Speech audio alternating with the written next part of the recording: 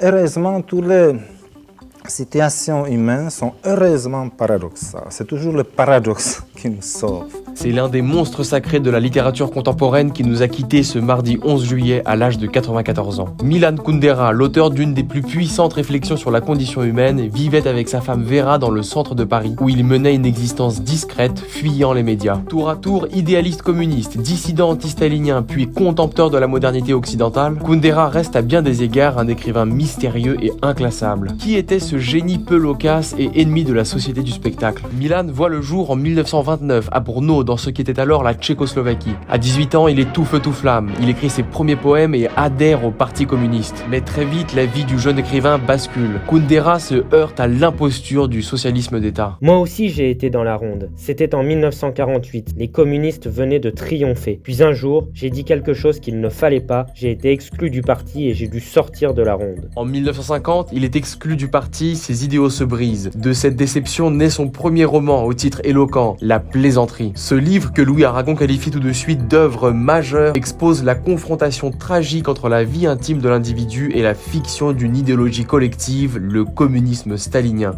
L'optimisme est l'opium du genre humain. L'esprit sain pue la connerie. Vive Trotsky! La répression dans le sang du printemps de Prague en 68 marque un nouveau tournant. Kundera dit non à la soviétisation de son pays et entre en dissidence. Déjà, le jeune écrivain défend ce qu'il défendra toute sa vie, la véritable culture européenne et ses traditions, alors menacées de disparition par l'idéologie communiste. Ses romans Risible amour, La vie est ailleurs sont de véritables plaidoyers antitotalitaires. Mais depuis 1967, Kundera est interdit de publication dans son pays. Bientôt étouffé par une atmosphère pesante, il affirme ne plus vouloir écrire. C'est alors que ses admirateurs et amis lui proposent l'exil. En 1975, Milan Kundera fait le pas, il rejoint la France avec sa femme Vera. Une nouvelle page s'ouvre alors pour le grand écrivain. En 1981, il se fait octroyer la nationalité française par François Mitterrand et élit Paris comme sa deuxième ville natale. 3 ans plus tard, paraît son œuvre phare, L'insoutenable légèreté de l'être, qui lui apporte une réputation planétaire, notamment grâce à son adaptation au cinéma par Philippe Kaufman et Jean-Claude Carrière en 1988. Il y pose une question centrale. Face à l'absurdité de la vie, l'homme doit-il trancher entre insouciance et lourdeur d'âme? Sa période française n'est pas faite de joie uniquement. En 1979, Kundera est déchu de sa nationalité tchèque. Rompant avec son passé douloureux, il n'écrit plus qu'en français et va jusqu'à interdire la traduction de ses livres dans son pays natal. Ses détracteurs affirment que depuis son exil en France, il a tourné le dos à ses compatriotes et aux dissidents restés au pays. Mais surtout, comme le célèbre dissident russe Alexandre Solzhenitsyn, Kundera a trop souffert du mensonge chez lui pour supporter de le voir en Occident. Plus que critique envers le pseudo-progressisme de la modernité, il fonde avec Alain Finkielkraut la revue Le Messager européen en 1981. Il est inquiet pour l'avenir de la culture qu'il sent menacée. Un jour, toute la culture passée sera complètement réécrite et complètement oubliée derrière son rewriting. Si la société soviétique cultivait la négation du passé traditionnel, celle de la modernité occidentale souffre d'un autre fléau, le bavardage médiatique qui tue l'intimité. Dans La fête de l'insignifiance, l'un de ses derniers romans, il décrit notre époque comme d'autant plus drôle qu'elle a perdu tout sens de l'humour. Comment en effet vivre dans un monde sans mémoire, devenu la proie du spectacle et de la vulgarité marchande? Génie inclassable, Kundera était l'un des rares auteurs à être édité de son vivant dans la collection de la Pléiade. Milan Kundera nous a quittés. Esprit libre, il trouva refuge en France et embrassa dans ses écrits des horizons universels. Son ironie et son génie ont fait de ses œuvres des classiques de notre temps.